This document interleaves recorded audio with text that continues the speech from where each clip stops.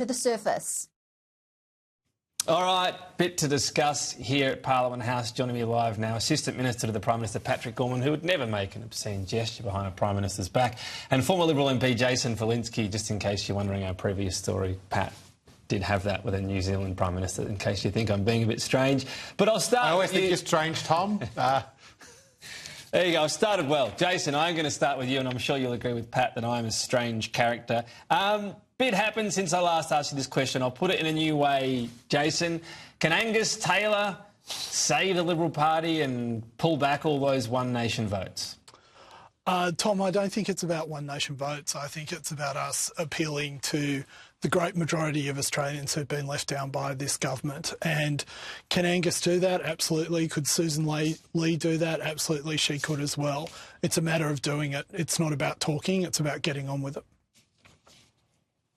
Not sure if you read Rob Harris's article over the weekend, Sydney Morning Herald and The Age, about another form of a party. So this is a setup. Sorry. Go on. It's not, because I probably should have asked you before the show if you had read it, because you could just answer no. But don't say that. About maybe Teals and moderate Liberals and, you know, figuring out what seats you can win and maybe a whole new party. Is that something that's being spoken about?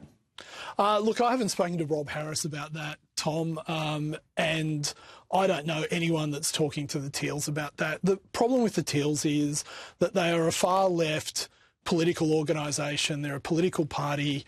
They're funded, as today's returns show, by a lot of billionaires out of the United States. Their policies are not representative of the communities they represent, and there has been a lot of hate and division that they have been, not standing up to, and in some cases also mouthing. So I don't think there's very much for the moderate Liberals to talk to the Teals about. I don't think there's anything for the Liberals to talk to the Teals about at all until they start improving their performance.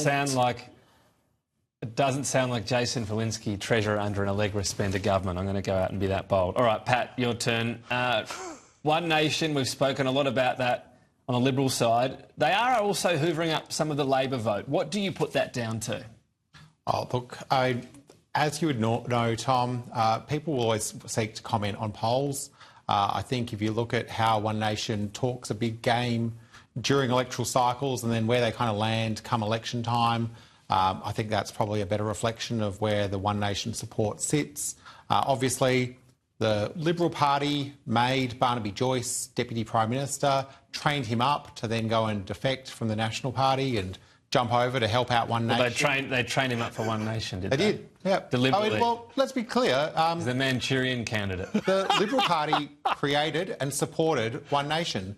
They pre-selected Pauline Hanson. She was a Liberal candidate. People forget that. And then what enables One Nation to grow and grow is election on election, Liberal and National Party preferences. Mark Latham ended up at One Nation. Was he a puppet as well? Well, I'm glad he's not in my party anymore. Simple as that. All right, bit of a different response. Would you like to see Labor place One Nation last at the next election, Pat? Are you standing on your principles there? That's what we've done at every election. You'll do it again? That's what we've done at every election. It's a standing position. Didn't do it in Mackellar in 2022. Pat? I'm not... This bloke could know. Jason, you know the 22 election in Mackellar much better than I do. I'm not familiar with what other extremist candidates were in that particular contest. But as you know... OK, well, let's go down the rabbit hole then. Where did Labor put One Nation above, Jason?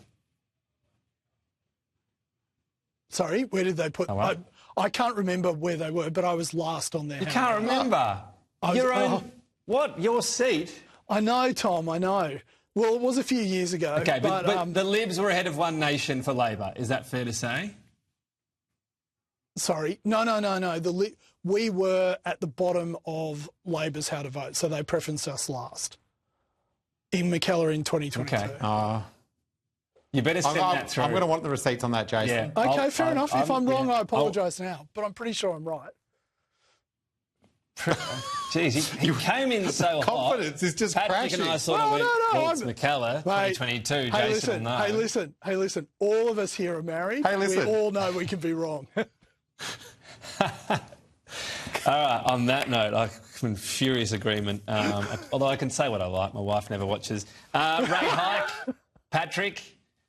RBA, are you going to blame the RBA on this, or is it that very high Labor spending, inarguably high Labor spending as a rate of GDP since COVID? Okay, let's first tell all of your viewers Labor's found $114 billion of savings since we came to office.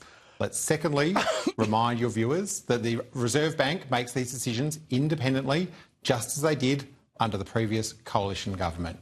We saw a number of rate reductions that started last year, and I know that there'll be mortgage holders in my electorate and across the country who'll be keen to hear what the Reserve Bank governor has to say tomorrow, but I'm not going to prejudge them. They might not be keen. Well, let me put it this way, in a simple way, because I know you're worried about the viewers and the information.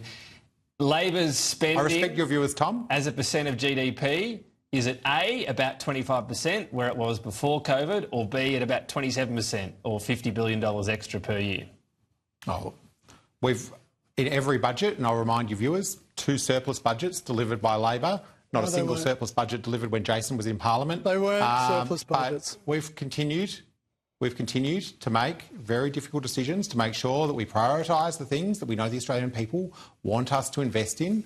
Things like the investments in Medicare, investments in cheaper medicines, the investments we've made in free TAFE. So we've got the skills and job opportunities we need for the future. And happy 3rd birthday for free TAFE, which was on Saturday. We'll continue to invest in things the Australian people want us to invest in. They weren't surpluses, Jason? Are you going down the structural path? Because they were surpluses. No, they weren't, Tom. Tom, look, can we this happens every time we talk about the budget. Spending is not investment. Debt went up under the Labor Party since the May 22 election.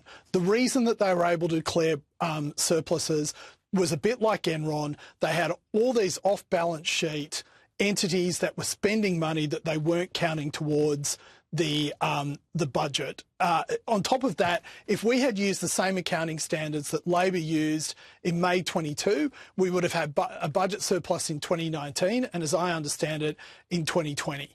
So this is just nonsense. The problem is this.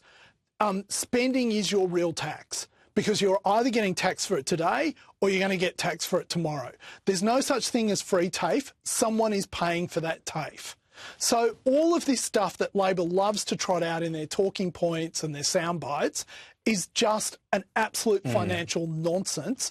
And at some point, the bond markets are going to call time out on this, and reality is going to take over. And we're not that far away from it, I don't. Patrick, let's highlight one of the spending elements on childcare, because, and to be fair, this happened when Jason was a part of the government, and when you're part of the Labor government, we see this huge increase in spending for the childcare rebate. Everybody pats each other on the back and say, how good is this for parents? And then within a year or two, fees just catch up and completely wipe it out. That's just happened again. Is it time for a circuit breaker rather than just throwing dollar after dollar on childcare? Well, Tom, you'd remember that the last time we made a significant investment in the early childhood education and care sector, we did so to get wages up for those people that make sure that children are cared for and educated. And in doing so, we had some restrictions on how much the childcare centres that received that additional funding could pass on to the parents and families that rely on those services. As a result, we've seen some, I think about 15,000 people return to the sector, dealing with some of the childcare shortages that we'd seen, which was holding people back from getting jobs or further education. That obviously does contribute to that economic growth that Jason was making a weird and tortured analogy around comparing his own country to Enron. I thought that was pretty weird. No, just your budget. Obviously doesn't stand up to any scrutiny. And I'll note you won't find a single serious economist anywhere in this country who'll come on this panel and repeat the claims that Jason just made. Would they all say that Labor's spending is very high as a percent of GDP, though, Patrick? Well, I want to reply to this, because this is... My experience, actually, Tom, is that if I don't think you could ever find all of the economists in Australia to agree on anything. Well, except what you... Well, all right. Well, let's see. I had a few on last week that seemed to think it's pretty high spending. I think they'll agree on that. Look, congratulations to you, Patrick. You're free of childcare spending yourself. First day of school for your youngest. I guess you just... And genuinely, it would be a bit tough what you get sent photos. Could the PM have just delayed question time and allow you to have some more precious moments? I got lots of precious moments with our kids over the Christmas break. Jess dropped them off at school this morning. I'm incredibly proud of Leo and Ruby for getting to this stage where they're both being dropped off at the same school. It's very exciting for us. And I'd like to say a huge thank you to all of the early childhood educators and carers who looked after them in those earlier years before they were at school age. It really does make a difference. I've seen the difference in my kids. We know it's a long-term investment in our children. And I hope that the review I get this afternoon from Leo and Ruby is a very positive one, particularly for Ruby's first day of full-time schooling. I'm sure it was a good one. All the best to you, Ruby. And if you're like me, sometimes by the end of the holidays, the precious moments, I can have a little break from them, if I may say it that way. When we come back, we'll have more on why the Reserve Bank is widely tipped to hike rates tomorrow, plus thousands await evacuation as Israel reopens Rafah, the crossing between Gaza and Egypt, only on a limited trial basis, though. The world, it's loud, messy.